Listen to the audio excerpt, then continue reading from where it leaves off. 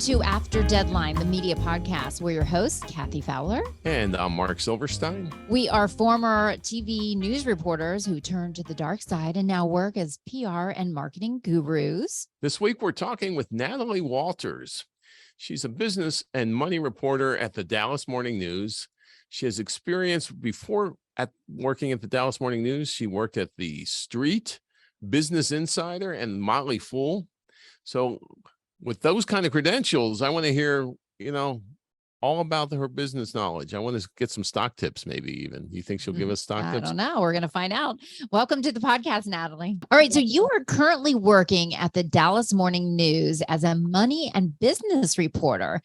Can you tell us a little bit about that? Automatically, I'm intimidated because I'm like, business, money. I don't know if I could be reporting on that. You're pretty good at spending it. I don't know. I am. I think I was intimidated by business journalism as well. I went into it at 22 or 23, I think. And I told my first boss, I don't know anything about this. I'm vaguely aware what revenue is. I've never seen an earnings report. And he said, as long as you're smart and motivated, we'll teach you everything.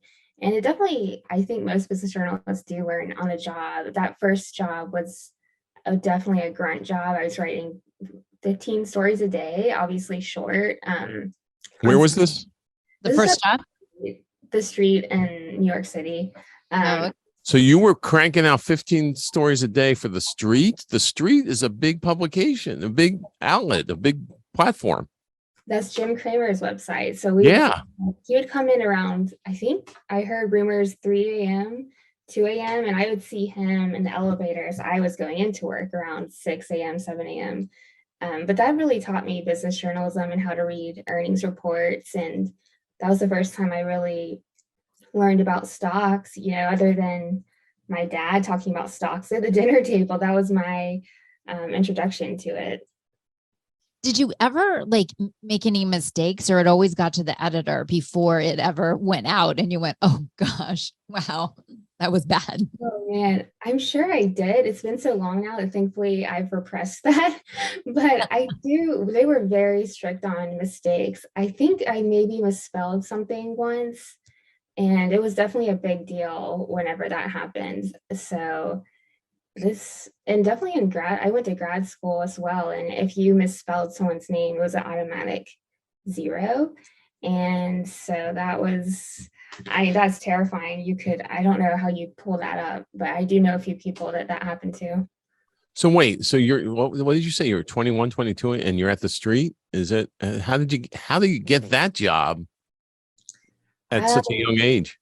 Well, I'm originally from Augusta, Georgia, and I went to school in Greenville, South Carolina. I did some really great internships in school and in college, and I was our copy editor. And it's funny because I was applying to some really tiny, tiny local papers in North Georgia, ones you've never heard of. And I got interviews there and I didn't get it. And I remember being just so heartbroken and hopeless. I really thought I was going to be great for that. And I distinctly remember getting lunch with my parents, and I'd never seen my dad cry before. And he cried for me. He was so sassy. And then a few months later, I got a fellowship with Business Insider. And I was so glad that other job didn't work out, because Business Insider was much more exciting, much more on the cusp, and doing much better financially. And so that was a great 6 month or 7 or 8, I can't remember now, fellowship, where I really learned how to find story ideas that audiences like, because as most people know, Business Insider is big on views and going viral. And it taught me how to be quick because we were doing 3, 4 stories, 5 stories a week. And it was a great environment. It's a really fun place to work. Obviously, a lot of young people. There were a lot of jokes about that, management being 30, 32. So it was a fun place to work at. And then from there, you moved to New York, I take it. Is that you picked up and moved to the big city, I guess? I did. I had one big suitcase and moved to the city. I started at an Airbnb the first 2 months or so, and then I just steadily accumulated things. I wasn't sure I would stay past that fellowship with Business Insider because my friends and family were still in the Carolinas. I thought maybe I'll just go try it out and I'll come back. And then I decided to stay, had to buy a mattress, bed frame. Investments. Yeah, that whole mattress thing. I know. I've had to buy a new one in every city I'm in. Wow. So why were you interested in journalism in the beginning? Is that something that you were always as a kid, like you like telling stories, you like to write? Like what about the profession, and who were some of your heroes that sort of attracted you to the industry in the first place? We had a newspaper in our hometown, the Augusta Chronicle. I'm in Augusta, Georgia. That's where the Masters golf tournament is. That's what we're known for. And I read that a little bit, but not a ton. And we didn't have a school newspaper because I went to a small high school, but we did have a college yearbook, a school yearbook, and I was on that staff. I enjoyed that. And then all of my English teachers just kept telling me what a great writer I was. And I hadn't heard that from my science teachers. Didn't hear that from my chemistry teacher that I was good at her class. Math teachers weren't coming to tell you how great your math skills were?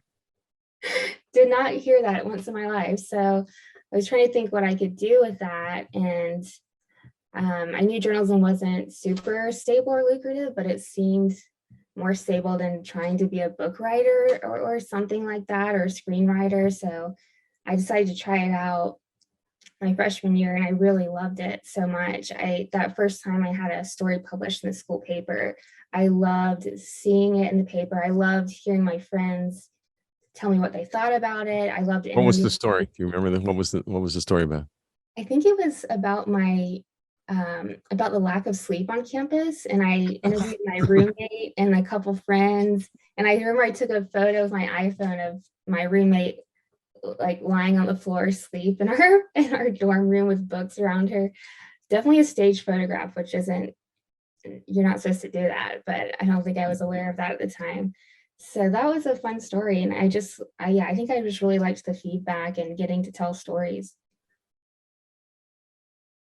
So you go from there, and then who were there heroes? Any heroes that you started reading every day, or you looked at, or?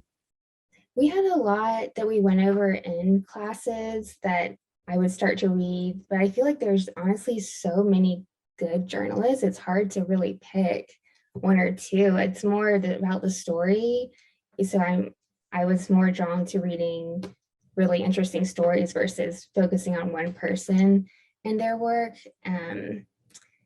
Yeah. So what was it about? So you're at Business Insider, and then how'd you get the job at the Street? I think they found me on LinkedIn and asked me to come in. And I felt you're the second interview we've done with someone who's young and got a job through LinkedIn, and everybody hates LinkedIn. Yeah, I think I've gotten 2 jobs from LinkedIn from people messaging me on there. Do you regularly update your LinkedIn and sing the praises of LinkedIn, because it seems to be working for people? It does. I do keep it updated. I wouldn't say regularly, but I'd say every 6 months I go in there and try to update it. And once you've revamped it once, you don't really have to do that much when you go back in there. Maybe add in a line, but I think having a nice photo and having But you're not posting your regular daily stories on the LinkedIn. I don't do that, no. No. So you've worked at multiple publications, but you tend to kind of write more, about business and finance. Or are you drawn to those beats, or were you assigned those beats and you just found that you were really good at that? And then, that's sort of where you're staying right now. Right. When I first graduated college, it was in 2015. I really wanted to cover startups, which is basically business journalism. That's a form of it. And so I was always sort of drawn to that. And I think business and finance journalism is maybe a little more broad and different, but it's sort of the same thing as covering businesses. And I was just drawn to it because it is so interesting. There's so many different types of businesses. It is what makes the world go round, is businesses and money. It's what keeps people employed. And I really also couldn't think of another beat I'd rather cover. And then also it is more stable, and business journalists do tend to earn more money. So all of those things were really appealing to me. And I liked that it was a little more complicated. I think journalists were curious. We like a challenge. It's a challenging beat, and you never quite know as much as you need to know, but you learn with each story and keep increasing the knowledge. So you said it's a challenging beat. What's the challenge? Trying to beat other reporters, or trying to understand the complicated information and sift through it? Is that yeah, that could probably be a massive challenge. Complicated, right? Sometimes we'll get a story, and half the day is just spent trying to figure out what this story is. How does this company work? What's its history? And trying to find documents. And yeah, it can be complicated. We don't have business degrees. We're learning on the job, on the story, while being under deadline. And I think of other areas, like I would say the arts or more cultural reporters or breaking news, where I feel like it's very much, it's in front of you. The story's there. You understand it naturally. You're not having to ask people for help in understanding documents that you sometimes have on this business beat. So sometimes you're basically looking at maybe numbers, right? And the numbers have to tell a story, and numbers don't automatically, to most people, scream a story, right? I mean, that's part of maybe what you're doing. Is that what you're explaining? Yeah, and there's also just so many numbers. It's finding the right ones. Yesterday I was looking at this document's 160 pages, and it's, I'm sure if I was on that company board, I'd know, oh, well, here's the important numbers, bam, bam, bam. But when you're an outsider and you've just got this document, it's like, oh man, okay, I don't have time to read this whole thing. So how am I going to figure out what are the most important numbers right here? And we also cover a lot of lawsuits and work with a lot of court documents, which I'm sure y'all know the legalese can be complicated. But I really think those stories are super interesting as well. I think being a legal reporter would be really interesting. So you get the job through LinkedIn, and you said something really interesting about your bosses said they would teach you. That's rare. I mean, for the powers that be giving you time to develop, that's something you don't see that much. Yeah, he was nice to do that. He tended to hire young people, I guess because it is a grunt job. I don't think mid-level employees would write 15 stories a day, but he did teach us a lot. He also it was a group of, I think maybe 4 or 5 of us young female reporters that were reporting to him, and we all helped each other out. So when I was new, they explained things to me, and then when a new person came on after me, I helped her learn how to do it. So it was sort of I don't know the right term, it sort of self-regulated itself, that sort of cycle of reporters. What would you say your biggest story that you ever covered? Has it been at the place you are now, or at the Dallas street, Morning or the Business Insider? I guess it would probably depend on perspective. Some people would say different stories were bigger. For me, I think my favorite one I've done is this year. We covered a retirement community that's this really beautiful luxury retirement community in town. And it's where all the really wealthy Dallasites would retire to. And we received a tip off that it was not doing well financially. And so I started covering that, and they filed for bankruptcy a few months later. And it's not just that story, it's the fact that it led to me looking into other retirement homes. And we learned this was a problem, that the retirement communities cost so much to not only build, but to upkeep them, with nurses, with the repairs you have to do, paying bondholders back, that they do more than you would think file for bankruptcy. And that can be scary for residents, especially those that maybe paid an entrance fee that was going to be refundable. And now, once they go into bankruptcy, you're probably not going to get back all that money. You'll probably get back some, but maybe not all. And So we started But the covering big that. question also was where I recall this. I didn't know this. Those were your articles. I'm sure there maybe somebody else may have covered it as well, but I read your articles. They didn't know where they were going to live though, too, right? They're right. They were scared they might get kicked out. I mean, after I talked with different professors and experts in the field, they said that would be super rare that seniors would actually get displaced, that wouldn't usually come to that, but that is a possibility. And getting to teach seniors what to look for when you're looking for a home was very rewarding. And I've gotten more emails about that story than any story I've done, which is why to me that feels like the biggest one. And just because it had real impact on people, not only exposing a problem, but then hopefully preventing other people to become victims of, the situation, because maybe not really understanding how complicated that market can be, and the fail rate is higher than what most people would think. Because most people think, when you are getting ready, these retirement communities, you think they're they're beautiful. Some of them are so gorgeous. So how can it, how can it have a bad business plan behind it? Exactly. I would have never even thought to look at those. And that's what so many people said. A lot of family members of folks that were in the home said, I would have, they were like, I'm sure signs of financial decay were in the documents we signed when we put our mom in the home, but I would have never even thought to look at it because I assumed it was running smoothly. And I would have never thought to look at, is there a situation we wouldn't get all of this refundable money back? And so we did a whole series on that and an article on what to look for when you're looking at a home to be sure you don't get put in that situation. And it's been helpful for me. Honestly, my parents have really enjoyed reading it because they're not quite near that stage, but they're getting there. So it's been educational. Do you feel like at this point that if you ever wanted to start a business or go down like a certain, that you would be like, I'm so much more knowledgeable now. Yeah, let me start a business. Dad, Mom, let me tell you how it needs to be done. First of all, let's discuss your money and my inheritance. Okay.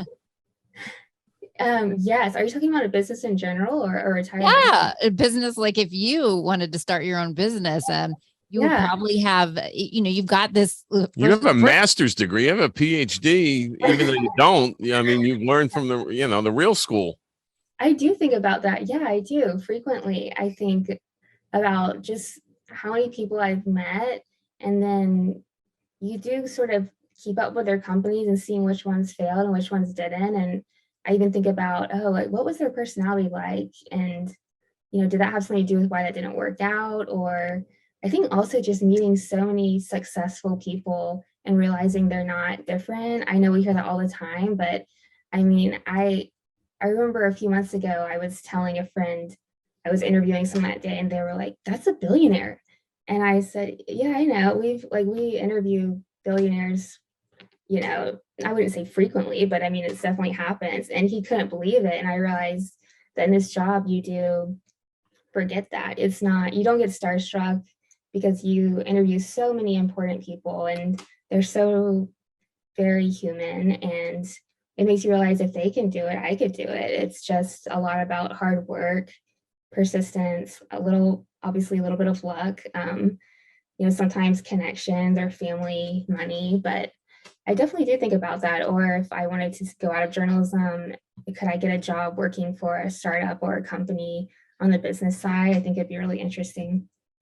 Yeah, you could be a consultant for so many people, especially in certain areas where you've really, dove in deep and because firsthand. I mean, yeah, but when he's talking about science, I want a Kramer tidbit. Give us some secret about Jim Kramer there. Come on, he's showing up at 6. No, showing up at what time in the morning? 3 a.m.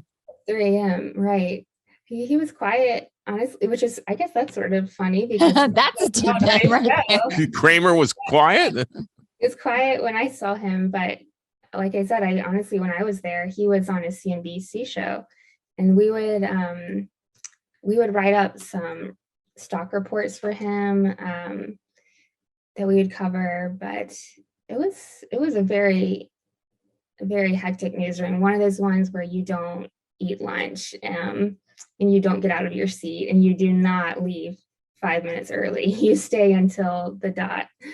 I would say this job is I have much more freedom. I eat lunch every day. And You get to breathe and get to stand up. The but luxuries in life that you get to enjoy now. So yeah. how did you end up at the Dallas Morning News?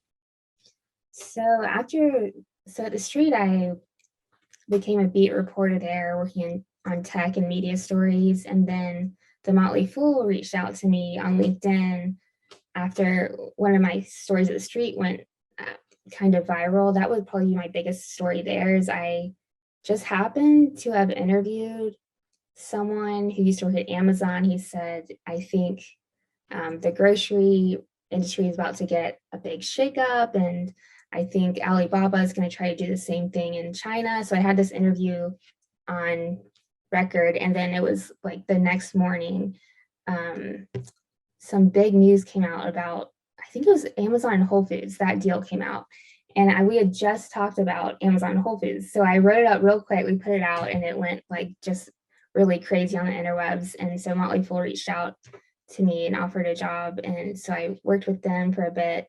And then I decided to go to grad school at the Cronkite School in Phoenix. They started a new program for investigative journalism where you can earn a master's in 1 year in investigative journalism. I thought that sounded super fascinating.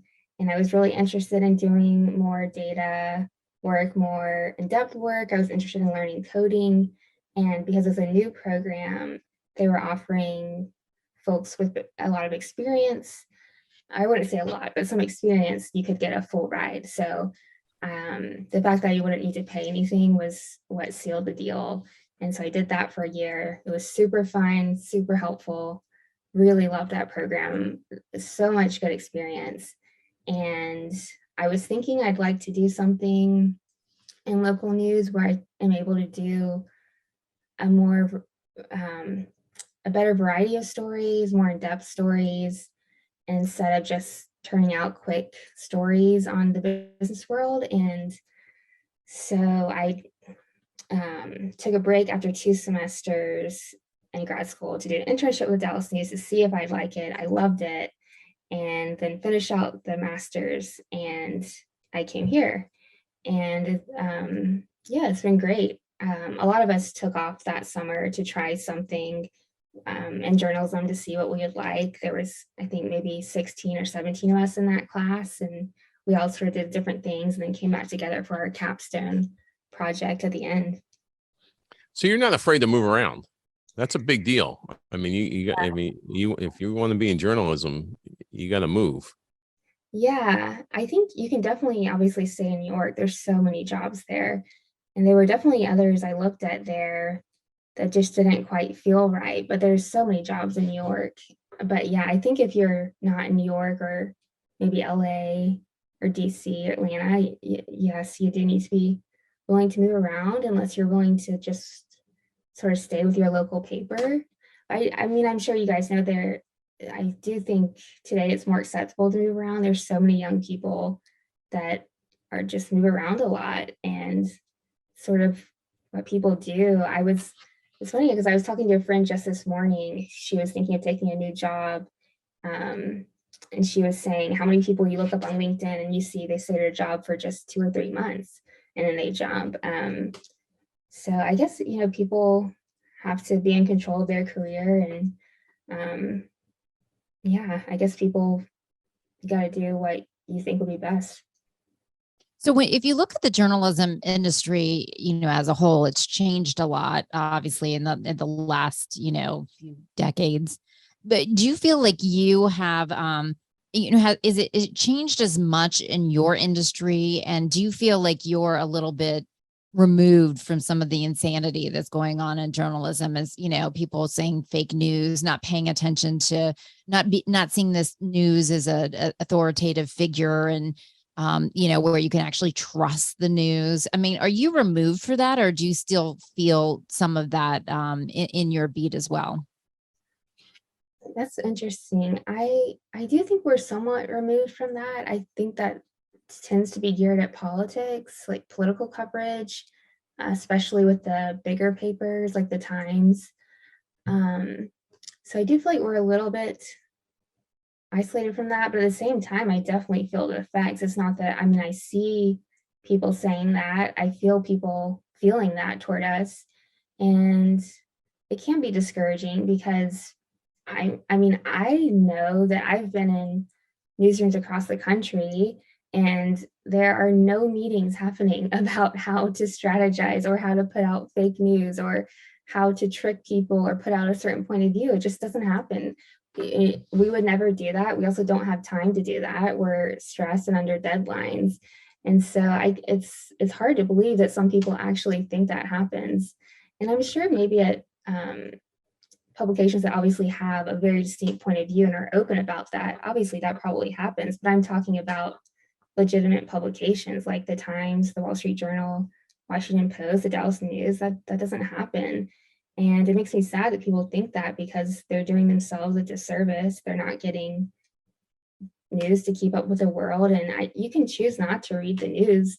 I know some people find it negative and that's up to you. But if you want to stay up with the world and you're not willing to read the publications that have the most money to ensure the news is right, then I'm not really sure what you're reading.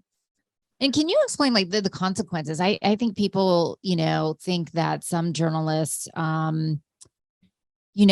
just making up stories and maybe, like you said, in some point of view journalism. And I don't even consider that really journalism. It's more commentary or, we've had that forever, but it's not really journalism. It's opinionated, it's op-eds, it's opinions.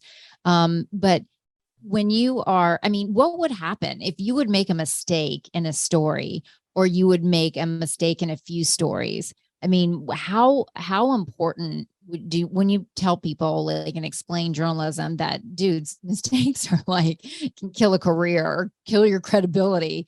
You're only almost as good as your last story. How do you explain that to people about how tough this business is and how you got to get it right? Right. I know it's funny because I guess my family members are skeptical of journalism, to be honest. And I tell them, I show them corrections run at the New York Times. And I say, do you see how they ran that? Why do you think if they ran a correction about misspelling the name of a city, why do you think they wouldn't run one if a whole story was wrong? You think they would just let that happen? Like, who would do that? And you think the whole company would be okay with that? How would that ever happen? And it's not to say that mistakes don't ever happen in journalism. They do. Just like other people make mistakes at their jobs, technical analysts, private equity, you guys make mistakes as well. And No, it's not me. it just happens that our mistakes are out there for the world to see, where it's like every day you're putting on a book report and anyone can look at it and criticize it and find mistakes in it. I'm sure everyone's English teacher found mistakes in your work. And so they do happen, but they get corrected. They're very big deals. Obviously, if a whole story is made up or quotes, that's way bigger than if you misspell something or have a grammar mistake. And it can be a career killer if you make a big enough mistake, or you would get fired, right? Oh yeah, right. Thankfully, I don't think I've ever had a big mistake.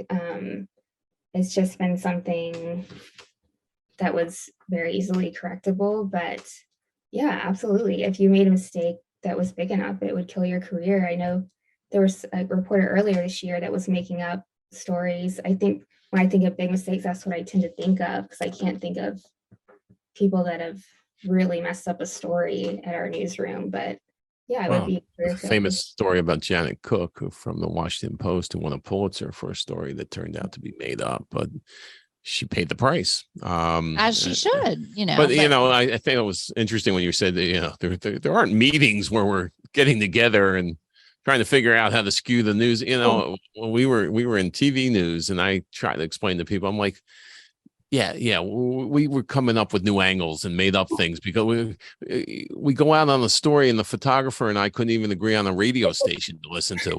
Right.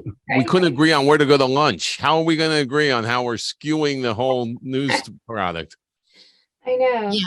And then, and I mean, they think that, oh, the media is getting with the big corporations to sell this story on this. And I'm like, are you kidding? Yeah, right.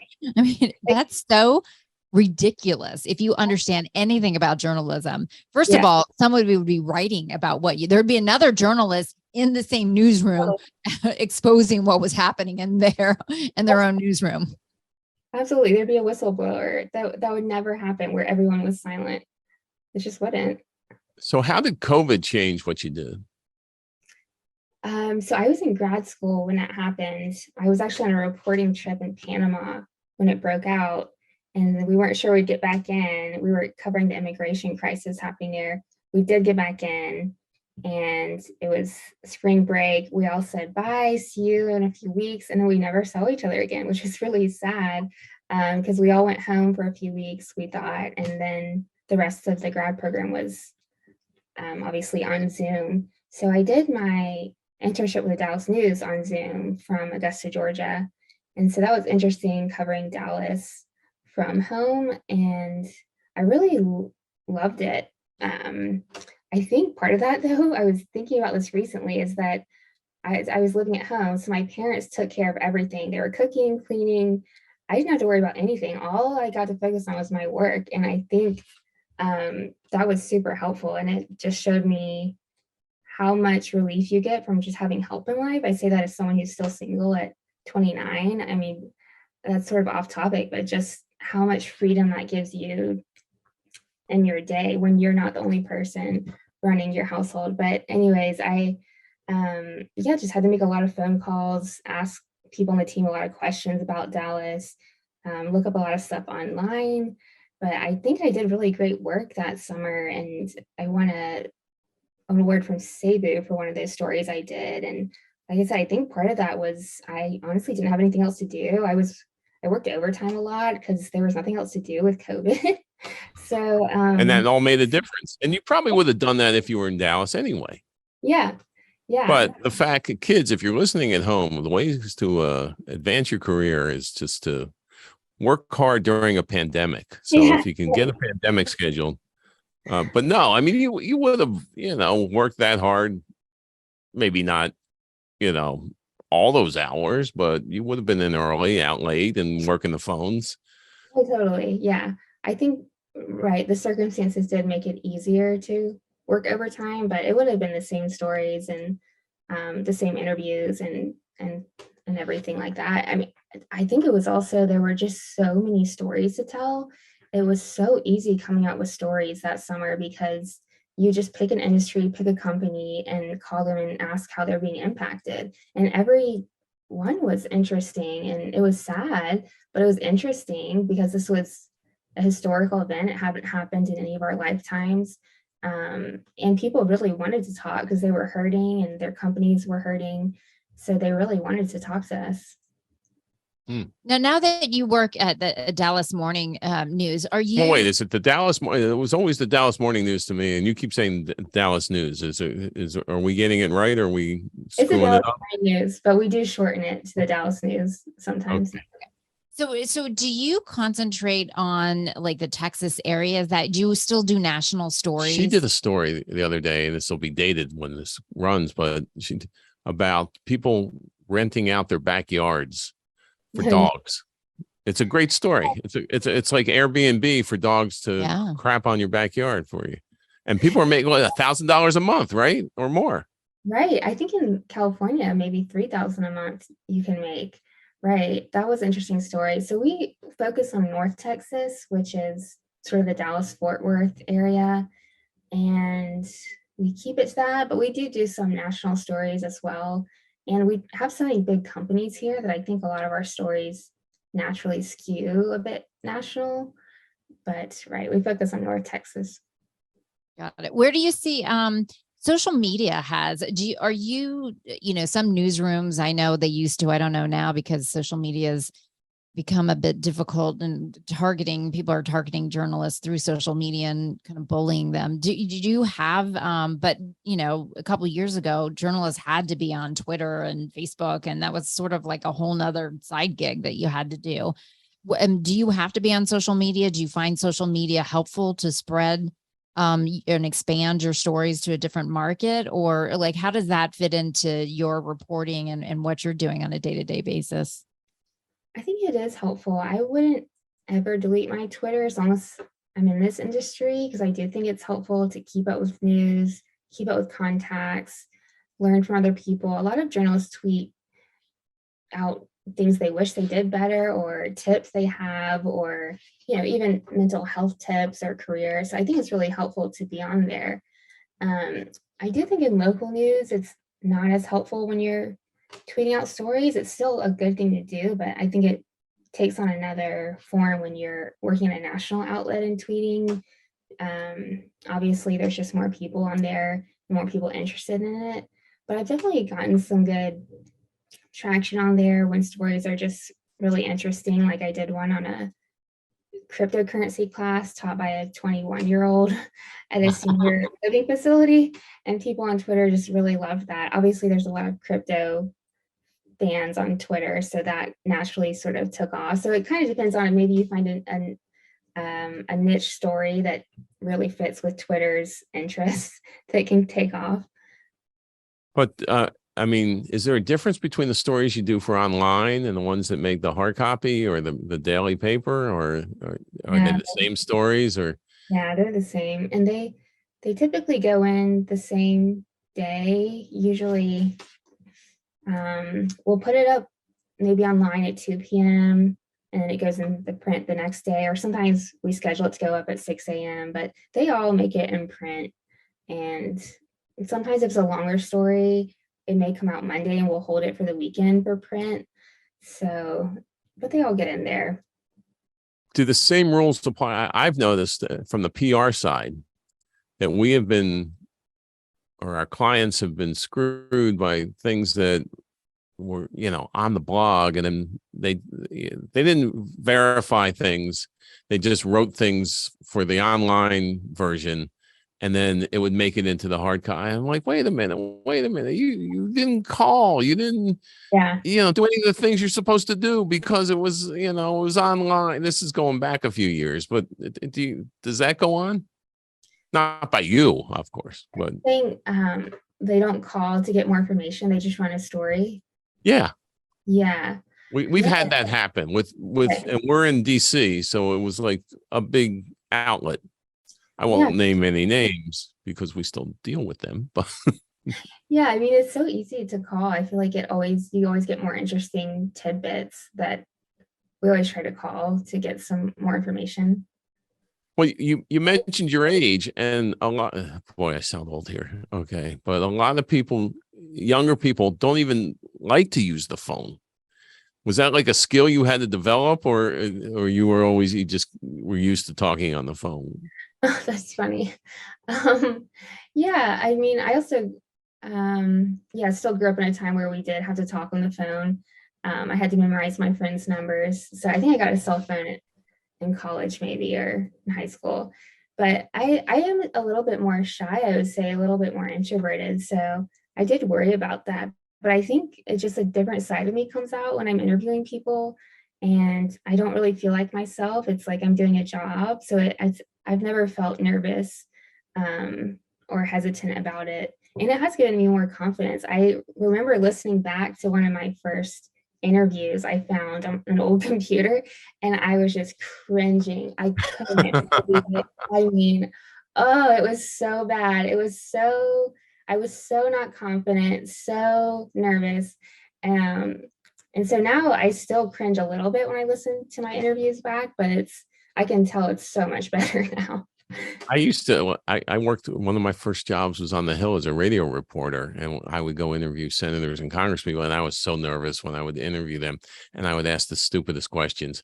And fortunately, they stuck to their talking points and they would give me good answers. I would literally go in and like erase my questions in between the answers, so my boss wouldn't hear how dumb I was. But the funny thing is, it honestly didn't matter what your questions were; the answers were always going to be the same anyway. Right, yeah, but that's how good politicians are. I once had a senator say to me, he goes, "Mark, get your question together, take a breath, and ask it." That's so funny to me because I think I've done something like that before where, right, I didn't want someone to hear my questions, so I erased that part. Good, we all have our thing. Now, but I mean, if you look at major papers, some of them have cut back on their business sections.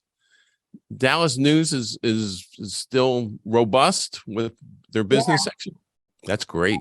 Yeah, we added a new real estate reporter last month or a few months ago. Real estate is huge here. That's definitely our biggest coverage area. It gets the most, I would say, the most views and subscribers by far. I mean, people just love real estate here. There's so many people in that business that gets read widely. So we have 2 real estate reporters, and then we're adding a DEI reporter this month. She's coming from the Tennessean in Nashville.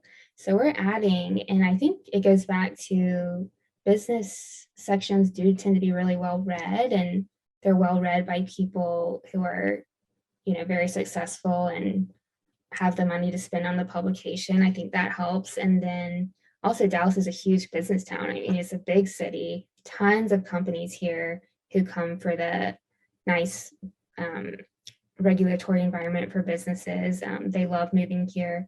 So yeah, it gets political. I mean, Abbott's going after a lot of these companies to get them to move there, going after blue state companies to get them to move there.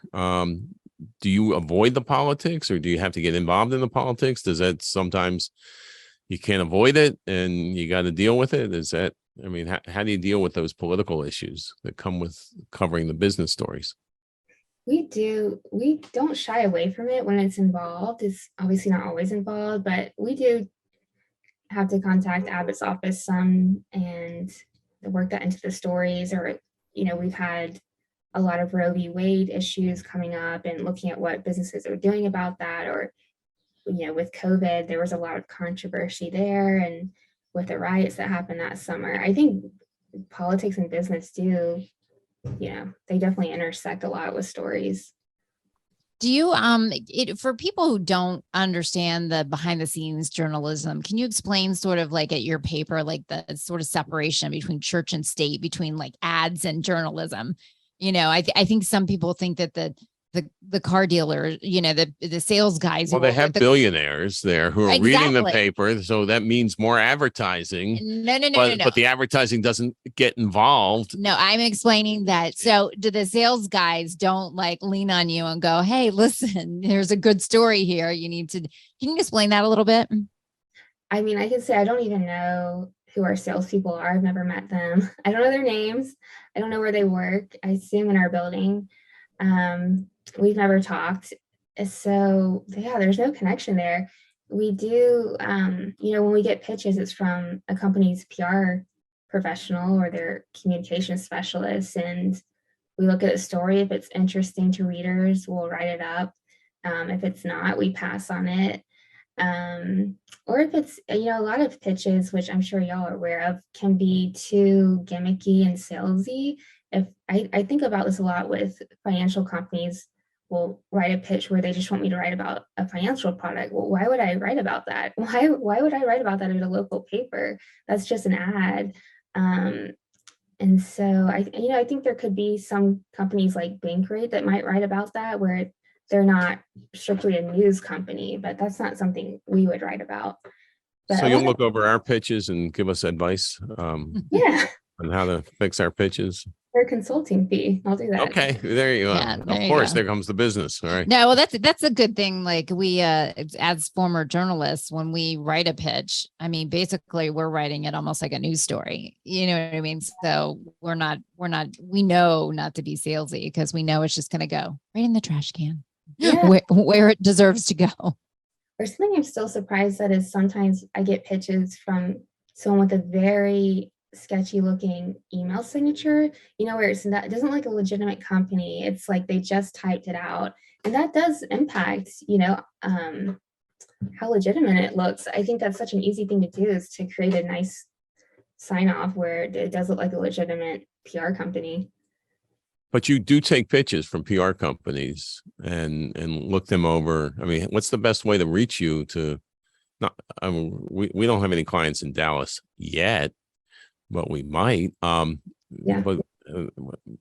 But what is, how do you like to If somebody receive has your a pitches? story in Dallas, and not a PR company, but somebody has a good story, like how do they reach out to you and say, hey, wow, this is happening in Kathy's Dallas, and interpreting exactly what I nobody's was trying to say. paying attention. I mean, who cares if it's a PR person or not? Who, somebody has a good story. How do they get in touch with you, and how do they get your attention? Yeah, just email. I do look at every email. It may just be, sometimes I can tell from the header that it's not going to work for us, but I look at every one. I'd say, tips to get your pitch through would be, to keep it very short and succinct. We're all busy. To make a nice header that explains what you're pitching, and to put yourself in our shoes and think, what would they think is worthwhile to readers, not just what is it. It may not be your ideal story. Your ideal story is, this company is so great, everyone should love it, everyone should buy this product. That's not really realistic. So think about what we would write. And some of the best pitches I get are folks who just find a really interesting, timely topic to weave their company into, or weave their statistics they want out there into. And I think, oh man, I wish I had thought of that. That's really interesting. And so the whole story is not about their company, but they do get mentioned, or their statistics get put in there. I think that's trends of people renting out their pools or their backyards to that's also happening with pools too. People have pools. They're like, do you want to rent my pool for the day? I know. Airbnb. Yeah, like Sniff Spot, that story where you can rent out your backyard to people with dogs. I feel like that's got to be an easy story to pitch. I mean, who doesn't want to write about that? But I do feel for people with companies that maybe aren't so interesting or aren't so timely. You do have to get creative. Well, when's the Pulitzer? When do you get the Pulitzer? Oh, I haven't decided. Maybe next year. Well, Yeah, I mean, is there a book? Or you thinking a book? Or you thinking? I mean, what, now that you've conquered the business beat in Dallas. Well, that's the thing too, is like you have such expertise. You're only going to, get more of it. I mean, there's so much that you can do, with this knowledge that you have, that, sharing valuable information for people who need it. She's renting out her backyard for dogs already. Yeah. My hype team. I need to talk to y'all anytime I get discouraged. I think writing a book would be great. I've always thought that a little later in life, I'd like to write one, and maybe not even journalism or investigative related. I've thought maybe writing a kid's book would be fun. I have nieces and nephews, and I'm a little obsessed with them. So that's what got me thinking about that, because my nephew's obsessed with lawnmowers, and I couldn't find a book about lawnmowers for him. It was really sad. So I think there's a lot of kids' books left to be written. Look for Larry the Lawnmower, coming soon from Natalie Walters. Yeah, there you go. Your next out. Well, thank you for sharing some of the stories and sharing how the behind the scenes of your job, and especially a fascinating beat. And I feel a little bit smarter. And now I need to read all your stories, so I'll be that much more smarter in the business and the financial world. And I'm not going to be like Kramer and show up at 3 a.m, but maybe 5 or 6 or something like that. But that's pretty cool. I know, if I'm not waking up at 3 a.m. in my 20s, it's not going to happen. Natalie Walters, thank you. Dallas Morning News, the Dallas News. Pick one. Thanks for having me. Thank you. Well, that was really fascinating. I think that it's crazy, though, how she had to jump in and know nothing about the financial business and then turn around and become an expert that everybody else is listening to. That's pretty crazy. I think that's how it works in journalism. I'm glad to hear that it still goes on, that, and that she had bosses who invested in her and gave her an opportunity, and she was a great writer, and she turned it into a great beat. That's right. So I learned a lot. And LinkedIn again, what's with the LinkedIn? Everybody's getting jobs from LinkedIn. Oh my gosh. It's like LinkedIn is like there to get people jobs. What a new concept. It's actually working. But I'm surprised that like young people are finding jobs on LinkedIn. Okay. Do I sound old? You sound ridiculous. But anyway. I get offers to buy insurance on LinkedIn. That's about what I get. So anyway, if you enjoyed and want to hear more of our voices and me rambling on about LinkedIn, be sure to follow us on social media at on-the-marc-media and subscribe to the After Deadline, the Media Podcast, anywhere where you get your podcast. Until next time, we'll catch up with you after deadline.